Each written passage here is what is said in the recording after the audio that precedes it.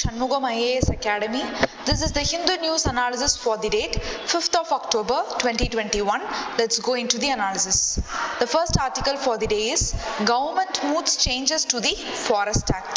So Union Government Forest Conservation Act amendment கொண்டு வந்திருக்காங்க. So அந்த அமெண்ட்மெண்ட்ல என்ன சொல்லியிருக்காங்க அப்படின்னா national security projects and border infrastructure projects.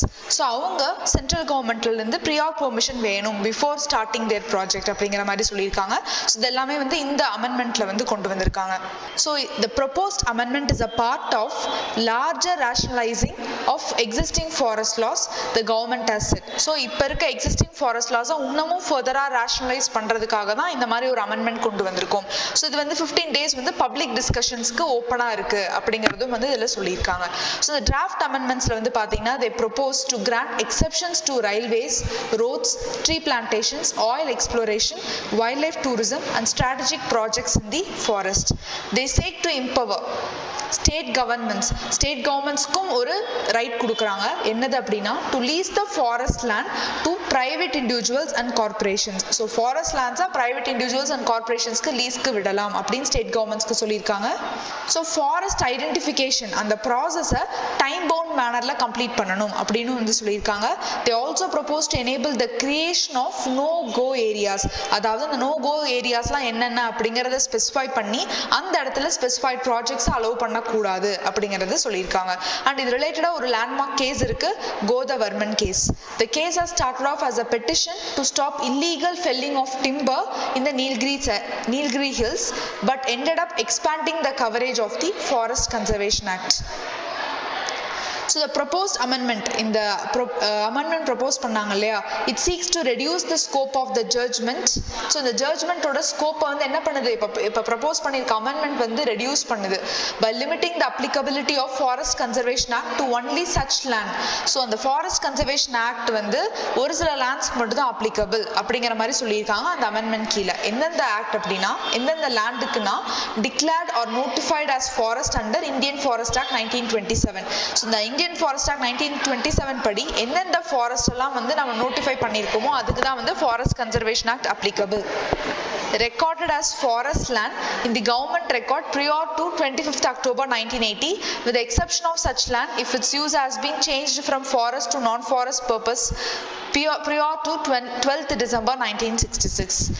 Identified as forest by the state government expert committee up to 1 year from the date of amendment. So அதாவது இந்த அமெண்ட்மெண்ட்ல இருந்து 1 year வரைக்கும் வந்து ஸ்டேட் கவர்மெண்ட் வந்து ஃபாரஸ்ட் அப்படின்னு ஐடென்டிஃபை பண்ணியிருந்தாலும் அந்த லேண்டும் வந்து இந்த ஆக்டுக்கு கீழே வரும். ஸோ ஃபாரஸ்ட் கன்சர்வேஷன் ஆக்ட் 1980 பற்றி ஒரு சில ஃபேக்ட்ஸ் தெரிஞ்சுக்கணும்னா it is the principal legislation. எதுக்காகனா அந்த டீஃபாரஸ்டேஷன் ப்ராசஸை ரெகுலேட் பண்ணுறதுக்கு. So it prohibits felling of trees for any non forestry use without prior clearance by the central government. So central கவர்மெண்ட்டோட permission இல்லாமல் நான் ஃபாரஸ்ட்ரி யூஸுக்கு ஃபாரஸ்ட்டை வந்து நம்ம deforestation பண்ணக்கூடாது.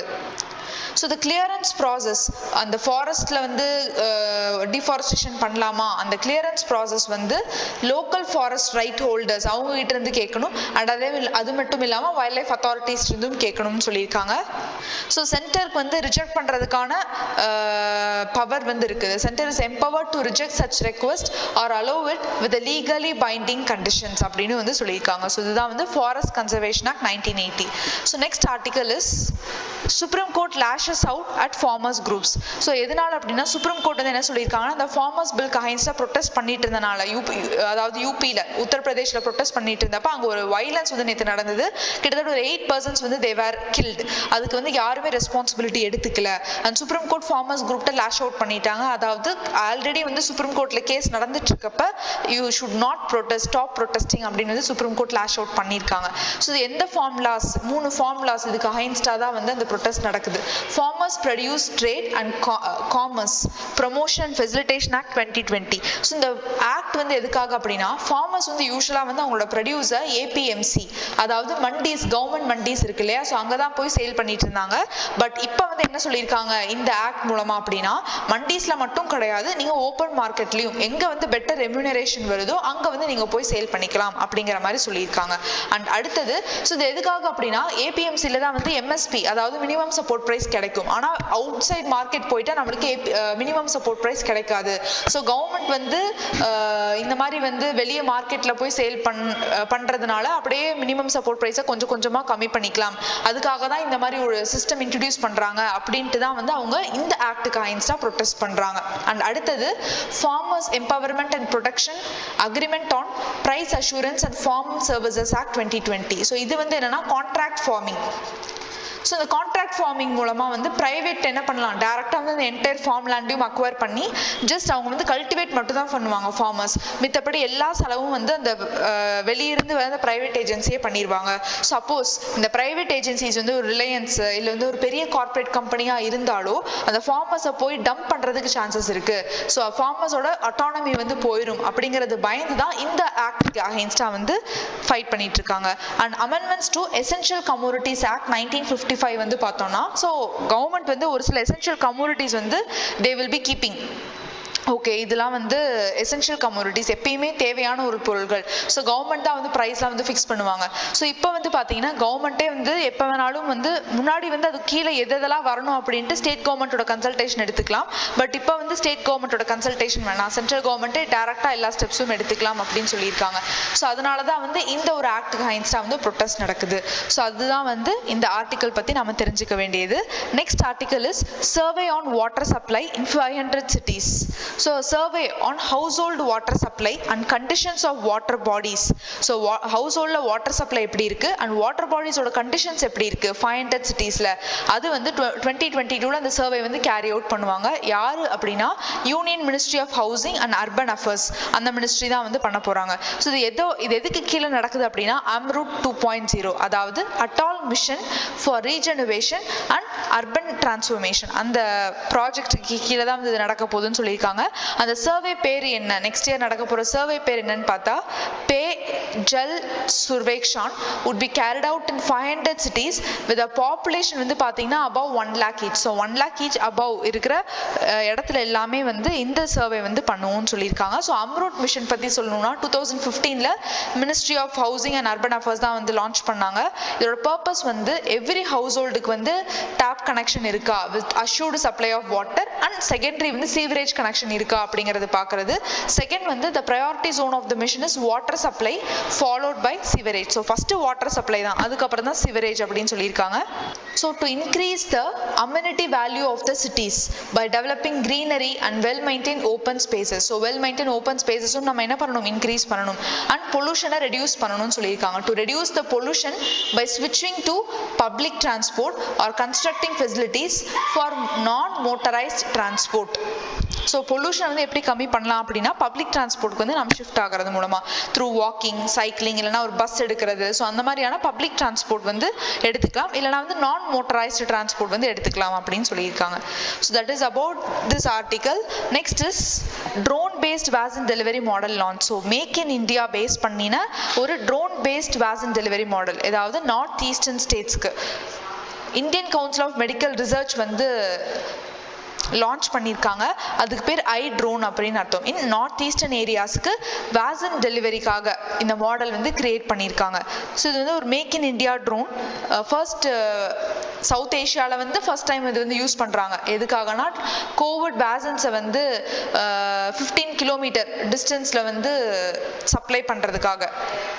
So இந்த டெக்னாலஜி பார்த்தீங்கன்னா கிரிட்டிக்கலான சுச்சுவேஷன்ஸ்லாம் யூஸ் பண்ணிக்கலாம். பிகாஸ் இப்போ நார்த் ஈஸ்ட் ஃபாரஸ்ட்க்கு டென்ஸ் கவராக இருக்கும். ஸோ அந்த மாதிரியான டைமில் இந்த மாதிரி ஒரு ட்ரோன்ஸ் வந்து நம்ம யூஸ் பண்ணிக்கலாம்னு சொல்லியிருக்காங்க. இது வந்து நிறையா சேலஞ்சஸ் வந்து இது அட்ரஸ் பண்ணுது, ஒரு கேம் சேஞ்சராக இருக்குது. பர்டிகுலர்லி ஹெல்த் சப்ளைஸ் வந்து டெலிவர் பண்ணுறதுக்கு, டிஃபிகல்ட் ஏரியாஸ்க்கு நம்ம ரீச் அவுட் பண்ணுறதுக்கு, ஹெல்த் கேர் டெலிவரி கொடுக்கறதுக்கு இது வந்து ஒரு டெக்னாலஜி பேஸ்டு சொல்யூஷனாக இருக்குது அப்படின்னு சொல்லியிருக்காங்க. அதே மாதிரி ரொம்ப டஃப் அண்ட் ஹார்ட் டெரைன்ஸாக இருந்தாலும் இதை நம்ம என்ன பண்ணலாம், இந்த மாதிரி ஒரு ட்ரோன் பேஸ்டு ஃபெசிலிட்டி இருந்ததுன்னா நம்ம ஈஸியாக அந்த இடத்துக்கு டெலிவர் பண்ணிடலாம். ஸோ அதுதான் வந்து இந்த ஒரு particular article. Next is net oil importer India left with few options as price surges. So India தான் வந்து பார்த்தீங்கன்னா வேர்ல்ட்லேயே third largest importer of oil as well as consumer of the oil. But இப்போ international ப்ரைஸஸ்லாம் வந்து ரிலன்ட்லெஸ்ஸாக வந்து increase ஆகிட்டே இருக்கு. ஸோ அதோட இம்பாக்ட் யாருக்கு இருக்கும் அப்படின்னா கன்சியூமர்ஸ்க்கு தான் டெஃபினட்டாக இருக்கும். ஸோ இந்தியா வந்து பார்த்தீங்கன்னா 85% of its crude oil needs and about of of its natural gas requirement அது எல்லாத்தையுமே வந்து இம்போர்ட் தான் வந்து பண்ணுறாங்க, வேற கண்ட்ரிலேருந்து இம்போர்ட் தான் வந்து பண்ணுறாங்க. ஸோ இன்டர்நேஷ்னல் ப்ரைஸஸ் வந்து இப்படி அதிகமாகிட்டே இருக்கிறதுனால அது வந்து ஃபைனலாக வந்து யாருக்கு தான் போகும், கன்சியூமர்ஸுக்கு தான் போகும் அப்படின்னு தான் வந்து இந்த ஒரு பர்டிகுலர் ஆர்டிக்கலை கொடுத்துருக்காங்க. ஸோ நெக்ஸ்ட் வந்து பார்த்தீங்கன்னா science over smog towers. So smog டவர்ஸ்னால் என்னன்னா யூஸ்வலி வந்து அது ரொம்ப பொல்யூஷன் அதிகமாக இருக்கிற இடத்துல, டிராஃபிக் அதிகமாக இருக்கிற இடத்துல வந்து they will be installing the smack towers and அந்த ஸ்மாக் டவர்ஸ் வந்து பொல்யூட்டன்ஸ் எல்லாத்தையும் வந்து என்ன பண்ணிடும், ஃபில்டர் பண்ணிடும். ஸோ இதுதான் வந்து ஸ்மாக் டவர்ஸ். பட் அது எந்த அளவுக்கு எஃபெக்டிவாக இருக்குது, அதுக்கான ப்ரூவன் எவிடன்ஸ் இருக்கா, அப்படி இல்லைனா என்னென்ன பண்ணலாம் அப்படிங்கிறதா வந்து இந்த ஒரு பர்டிகுலர் எடிட்டோரியலில் கொடுத்துருக்காங்க. யூஸ்வலி வந்து பார்த்தீங்கன்னா டெல்லியில் வந்து ஸ்மாக் டவர்ஸ் வந்து இனாக்ரேட் பண்ணி 2 years ஆச்சு. அதே மாதிரி பெங்களூர், சண்டிகார் இங்க எல்லாமே வந்து ஸ்மாக் டவர்ஸ் வந்து இன்ஸ்டால் பண்ணியிருக்காங்க. மும்பையோட கிளீன் ஏர் பிளானுக்காக, அதாவது இந்த ஏர் ஃபில்ட்ரேஷன் டவர்ஸ், இந்த ஸ்மாக் டவர்ஸ் இன்ஸ்டால் பண்றதுக்கே 25 crores வந்து தேவைப்படுது அட் மேஜர் டிராஃபிக் ஜங்ஷன்ஸ்ல அப்படின்னு வந்து சொல்லியிருக்காங்க. ஸோ டெல்லி கவர்மெண்ட் என்ன சொல்லியிருக்காங்க அப்படின்னா ரீசெண்டாக கார்னாட் பேலஸ்ல வந்து ஒரு ஸ்மாக் டவர் இன்ஸ்டால் பண்ணியிருக்கிறதாவும் அது வந்து ஒரு 80% ஆஃப் தி ஏர் பொல்யூஷன் வந்து ரெடியூஸ் பண்ணுது அப்படின்னு சொல்லியிருக்காங்க. பட் அவங்க சொல்றாங்களோ தவிர அதுக்கான ஒரு சயின்டிஃபிக் எவிடன்ஸ் வந்து எதுவுமே ப்ராப்பராக கிடையாது. அண்ட் சைனால அண்ட் பீஜிங்ல கூட ஸ்மாக் டவர்ஸ் இம்ப்ளிமெண்ட் பண்ணியிருக்காங்க. பட் அதுலேருந்து எந்த ஒரு எஃபெக்டும் இல்லை அப்படின்னு வந்து சைனா சொல்லியிருக்கிறதா அந்த ஆர்டிக்கல்ல கொடுத்துருக்காங்க. ஸோ ஸ்மாக் டவர்ஸ் அப்படிங்கிறது ஒரு இலூஷன் தான். அது வந்து தேவையில்லாம நம்மளோட பப்ளிக் மணியை நம்ம இதுல வந்து ஒரு ப்ரூவன் சொல்யூஷனே இல்லாம இதுல கொண்டு வந்து நம்ம வேஸ்ட் பண்ணிட்டு இருக்கோம் அப்படின்னு வந்து சொல்லியிருக்காங்க. ஸோ இது வந்து பாலிசி மேக்கர்ஸை வந்து மிஸ்டைரக்ட் பண்ணுது அப்படின்னு சொல்லியிருக்காங்க. ஸோ இது எதுக்கு என்ன பண்ணலாம் அப்படின்னா ப்ராப்பரா ஃபர்ஸ்ட் ஸ்டெப் என்ன பண்ணலாம்னா பாலிசி மேக்கர்ஸ் வந்து ஏர் பொல்யூஷன் மானிட்டரிங்கை வந்து ப்ராப்பரா பண்ணணும் அப்படின்னு சொல்லியிருக்காங்க. ஸோ ப்ராப்பரா வந்து ஏர் குவாலிட்டியை வந்து மானிட்டர் பண்ணணும். கிட்டத்தட்ட 132 cities நம்ம கண்ட்ரியில வந்து பாத்தீங்கன்னா ஏர் குவாலிட்டி ஸ்டாண்டர்ட்ஸை மீட் பண்றது இல்லை. அண்ட் ஃபர்ஸ்ட் அந்த சிட்டிஸ்ல இன்ஃப்ராஸ்ட்ரக்சர் எப்படி இருக்கு அப்படிங்கிறது எல்லாத்தையுமே வந்து ப்ராப்பரா மானிட்டர் பண்ணணும். ஸோ மானிட்டரிங் தான் வந்து ஃபர்ஸ்ட் வந்து நம்மளுக்கு தேவைப்படுது அப்படின்னு வந்து சொல்லியிருக்காங்க. ஸ்மாக் டவர்ஸ் அதெல்லாம் இம்ப்ளிமெண்ட் பண்றதுக்கு முன்னாடி ஒரு ஏரியாவோட ஏர் பொல்யூஷன் நம்ம ப்ராப்பரா மானிட்டர் பண்ணணும் அப்படின்னு வந்து சொல்லியிருக்காங்க. சப்போஸ் மானிட்டரிங் இன்ஃப்ராஸ்ட்ரக்சர் ஒரு பர்டிகுலர் ஏரியால ப்ராப்பரா இல்லை அப்படின்னா சேட்டலைட் பேஸ்ட் அப்சர்வேஷன்ஸும் இருக்கலாம் அப்படின்னு வந்து சொல்லியிருக்காங்க. அண்ட் செகண்ட் வந்து பாத்தீங்கன்னா அந்த ஒரு சிட்டியில எவ்வளோ பொல்யூட்டன்ஸ் வந்து எமிட் ஆகுது அப்படிங்கிறத ப்ராப்பரா வந்து கால்குலேட் பண்ணணும், ப்ராப்பரா மானிட்டர் பண்ணணும் அப்படின்னு சொல்லியிருக்காங்க. ஸோ அதோட சோர்ஸ், இப்போ ஒரு பொல்யூட்டன் எமிட் ஆகுதுன்னா அதோட சோர்ஸ் எங்க இருந்து அப்படிங்கிறதும் வந்து நம்ம ப்ராப்பரா வந்து என்ன பண்ணணும், அனலைஸ் பண்ணணும். ஸோ தட் நம்ம பாலிசிஸ் ஒவ்வொரு லோக்கல் ஏரியாவுக்கு தகுந்த மாதிரியும் ஒவ்வொரு மாதிரியான பாலிசிஸ் வந்து நம்ம என்ன பண்ண முடியும், டெவலப் பண்ண முடியும் அப்படின்னு சொல்லியிருக்காங்க. ஸோ தேர்ட் வந்து பார்த்தோம்னா நிறைய ஸ்லம் டுவெல்லர்ஸ் வந்து பார்த்தோம்னா they don't have proper cooking oil, clean cooking energy வந்து அவங்களுக்கு இருக்காது. அதாவது ஸ்டில் வந்து அவங்க கோல் பர்ன் பண்ணி அந்த மாதிரி தான் வந்து பயோமாஸ் பர்ன் பண்ணி தான் வந்து என்ன பண்றாங்க, they are making there food. So அதை தான் வந்து ஃபியூலா யூஸ் பண்றாங்க. ஸோ அதுல இருந்து டெஃபினட்டா வந்து எல்பிஜி கனெக்ஷன்ஸ்க்கு எல்லாருமே மாறணும். இப்போ இதுக்கான நிறைய ஸ்டெப்ஸ் எடுத்துட்டு இருக்காங்க. பட் ஸ்டில் வந்து இன்னமும் மாறணும் அப்படின்னு சொல்லியிருக்காங்க. ஃபைனலி ஸோ சிட்டிசன்ஸ் வந்து என்ன பண்ணணும் அப்படின்னா they should strengthen their enforcement capacity by investing in people and systems that can keep a round the clock watch on both the indigenous and episodic polluters. So India வந்து நிறைய demands வந்து meet பண்ணிட்டு இருக்கோம் நம்மளோட ஏர் பொல்யூஷனால. So டெஃபினட்டா ஒரு proven solution use பண்ணி நாம அந்த டெக்னாலஜி வந்து இம்ப்ளிமெண்ட் பண்ணணும். தேவையில்லாம ஒரு பீப்புள் மணியை வேஸ்ட் பண்ணிட்டு ஒரு டெக்னாலஜி இம்ப்ளிமெண்ட் பண்ண வேண்டாம் அப்படின்னு தான் வந்து இந்த ஒரு பர்டிகுலர் ஆர்டிக்கல்ல சொல்லியிருக்காங்க. So next is the Taproots to help restore India's fading green cover. So இந்தியாவில் வந்து அதாவது டோட்டலி வேர்ல்டு ஃபுல்லாக பார்த்தீங்கன்னா 30% of the land surface of the earth வந்து ஃபாரஸ்ட் கவர் தான். குளோபல் வைட் பார்த்தீங்கன்னா நிறைய எக்கோசிஸ்டம் சர்வீசஸ் வந்து அந்த ஃபாரஸ்ட்லேருந்து நம்மளுக்கு கிடைக்குது. ஸோ அவங்க கிளைமேட்டை ஸ்டெபிலைஸ் பண்ணுறாங்க, கார்பன் செக்வஸ்டர் பண்ணுறாங்க and regulate the water region. And ரீசெண்டாக 2020 வேர்ல்டு ஃபாரஸ்ட் ரிப்போர்ட் வந்து ரிலீஸ் பண்ணாங்க. ஸோ அந்த ரிப்போர்ட்டில் என்ன சொல்லியிருக்காங்கன்னா 1990 இருந்தே ஒரு 420 மில்லியன் ஹெக்டேர்ஸ் ஆஃப் ஃபாரஸ்ட் வந்து டீஃபாரஸ்டேஷன் ஆனதாகவும் கன்வர்ஷன் ஆனதாகவும், அதாவது அக்ரிகல்ச்சர் ஏரியாஸ் ஒரு ஃபாரஸ்ட் ஏரியாஸ்லேருந்து அக்ரிகல்ச்சர் லேண்டாவோ இல்லை டெசர்ட் லேண்டாவோ மாறுது. அதே மாதிரி லேண்ட் டீக்ரேடேஷன் ஆனதாகவும் சொல்லியிருக்காங்க. அண்ட் அந்த 420 மில்லியன் ஹெக்டேர்ஸ்ல 175 மில்லியன் ஹெக்டேர்ஸ் வந்து டீஃபாரஸ்டேஷனாலேயே வந்து அழிஞ்சிட்டதாகவும் வந்து இதில் சொல்லியிருக்காங்க. நிறைய இன்டர்நேஷனல் கன்வென்ஷன்ஸ் அண்ட் பாலிசிஸ் இருந்தாலும் கிரீன் கவர் இம்ப்ரூவ் பண்றதுக்கு ஃபாரஸ்ட் கவர் வந்து டிக்ளைன் ஆகிட்டே தான் இருக்கு. அண்ட் நிறைய இனிஷியேட்டிவ்ஸ் வந்து கவர்மெண்ட் இம்ப்ளிமெண்ட் பண்ணியிருக்காங்க. 2021-30 United Nations decade on ecosystem restoration for improving environmental conditions and enhancing forest communities. இந்த மாதிரி வந்து நிறைய பாலிசிஸ் வந்து கவர்மெண்ட் இம்ப்ளிமெண்ட் பண்ணியிருக்காங்க. நம்மளோட வேர்ல்டு பாப்புலேஷன்ல ஒரு 18% ஆஃப் த குளோபல் கம்யூனிட்டி பார்த்தீங்கன்னா வந்து ஃபாரஸ்ட் டிபெண்ட் பண்ணி தான் இருக்கிறதாகவும் சொல்லியிருக்காங்க. இந்தியாவில் ஃபாரஸ்ட் டீக்ரேடேஷன் வந்து 41% வந்து இருக்கு. ஸோ இதை காம்பேட் பண்றதுக்காக தான், இதை வந்து தடுக்கிறதுக்காக தான், அந்த டீக்ரேடேஷனை தடுக்கிறதுக்காக தான் இந்தியா வந்து பாண்ட் சேலஞ்சில் வந்து பார்ட்டிசிபேட் பண்ணாங்க. அண்ட் அதில் இந்தியா வந்து ஒரு பிளட்ஜும் பண்ணியிருக்காங்க. என்ன பிளட்ஜ் அப்படின்னா 21 million hectares of degraded and deforest land வந்து கண்டிப்பாக வந்து ரீஸ்டோர் பண்ணுவோம் அப்படின்னு சொல்லியிருக்காங்க. அண்ட் அதை திருப்பியும் வந்து ரிவைஸ் பண்ணியிருக்காங்க. 21லேருந்து 26 மில்லியன் ஹெக்டேர்ஸாக வந்து ரீஸ்டோர் பண்ணுவோம் 2030 அப்படிங்கிற மாதிரி சொல்லியிருக்காங்க. அண்ட் இந்தியா தான் வந்து ஃபர்ஸ்ட் கண்ட்ரி ரீஸ்டோர் பண்ணின ரிப்போர்ட் வந்து சப்மிட் பண்ணதில் கிட்டத்தட்ட 2011லேருந்து 9 மில்லியன் ஹெக்டேர்ஸ் ஆஃப் லேண்ட் வந்து நம்ம ஃபாரஸ்ட் லேண்ட்ஸை ரீஸ்டோர் பண்ணியிருக்கிறதாகவும் சொல்லியிருக்காங்க. ஸோ இந்த குளோபல் வார்மிங்கை ஃபைட் பண்ணுறதுக்கு என்ன ஒரு மேஜர் ஸ்ட்ராட்டஜி அப்படின்னா ஃபாரஸ்ட்டை ரீஸ்டோர் பண்ணுறதும் ட்ரீ பிளான்டிங் தான் வந்து மேஜர் ஸ்ட்ராட்டஜி, லீடிங் ஸ்ட்ராட்டஜி அப்படின்னு வந்து சொல்லியிருக்காங்க. அதே மாதிரி ஒரு தப்பான இடத்துல ஃபாரஸ்ட்டை நம்ம ஸ்டார்ட் பண்ணணும், ஃபாரஸ்டிங்கை ஸ்டார்ட் பண்ணணும். ஃபார் எக்ஸாம்பிள் இப்போ சவானா கிராஸ்லேண்ட்ஸில் ஒரு ஃபாரஸ்ட் ஏரியாவை நம்மளால கொண்டு வர முடியாது. ஸோ அந்த மாதிரி வந்து ட்ரை பண்ணோம் அப்படின்னா அது டெஃபினட்டாக டிசாஸ்டராக போகிறதுக்கு தான் வந்து வாய்ப்பு இருக்கு. ஸோ நேச்சுரல் ரீஜெனரேஷன்லேயே வந்து விடுங்க ஃபாரஸ்ட்டை, ஸோ தட் அது வந்து கார்பன் ஸ்டோரேஜ் வந்து அதிகமாக பண்ண முடியும். அண்ட் இது வந்து டெக்னாலஜிக்கலாக பார்த்தீங்கன்னா டெக்னாலஜி பெருசாக இம்ப்ளிமெண்ட் பண்ண தேவை கிடையாது நேச்சுரல் ரீஜெனரேஷனுக்கு. அதே மாதிரி ரொம்ப காஸ்ட் எஃபெக்டிவாகவும் இருக்கும் அப்படின்னு வந்து சொல்லியிருக்காங்க. ஸோ ரீஸ்டோரேஷனுக்கு கண்டிப்பாக வந்து சயின்டிஃபிக் ஆக்டிவிட்டி வந்து டெஃபினட்டாக தேவைப்படுது, அந்த சப்போர்ட் வந்து தேவைப்படுது அப்படின்னு வந்து சொல்லியிருக்காங்க. ஸோ இந்தியாவோட சிச்சுவேஷன் பார்த்தோம்னா 5.03% ஆஃப் இந்தியன் ஃபாரஸ்ட் வந்து ப்ரொடெக்ஷன் ஏரியாவுக்கு கீழே தான் இருக்குது அப்படின்னு சொல்லியிருக்காங்க. ஸோ ரிமைனிங் ஏரியாஸ்லாம் வந்து பார்த்தீங்கன்னா நிறைய டிஸ்டர்பன்சஸ் இருக்குது. Grazing, encroachment, fire, climate change impacts, அந்த மாதிரி வந்து நிறைய டிஸ்டர்பன்சஸ் இருக்குது அப்படின்னு வந்து சொல்லியிருக்காங்க. ஸோ கண்டிப்பாக வந்து ரிசர்ச் வந்து இருக்கணும். அண்ட் லோக்கல் கம்யூனிட்டிஸையும் நம்ம என்ன பண்ணணும், இதுக்குள்ளே இன்வால்வ் பண்ணணும். ப்ராப்பர் கைட்லைன்ஸை வந்து நம்ம ஜென்ரேட் பண்ணுறதுக்காக அண்ட் லோக்கல் நீட்ஸை வந்து நம்ம மீட் பண்ணுறதுக்காக அண்ட் அது மீட் பண்ணாவே வந்து நம்ம குளோபல் கமிட்மெண்ட்ல வந்து நம்ம சக்சஸ்ஃபுல்லாக இருப்போம் அப்படின்னு சொல்லியிருக்காங்க.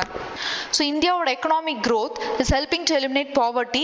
There is continued degradation and a growing scarcity of natural resources. So economic growth ஒரு பக்கம் ஆக ஆக இந்த பக்கம் என்ன ஆகுது, ஃபாரஸ்ட் எல்லாமே டிகிரேட் ஆயிட்டு இருக்கு அப்படின்னு சொல்லியிருக்காங்க. Out of 21.9% population living under the poverty line, nearly 275 million people including local tribes depends on the forest for the subsistence. So 21.9% of the population poverty line க்கு கீழ இருக்கு.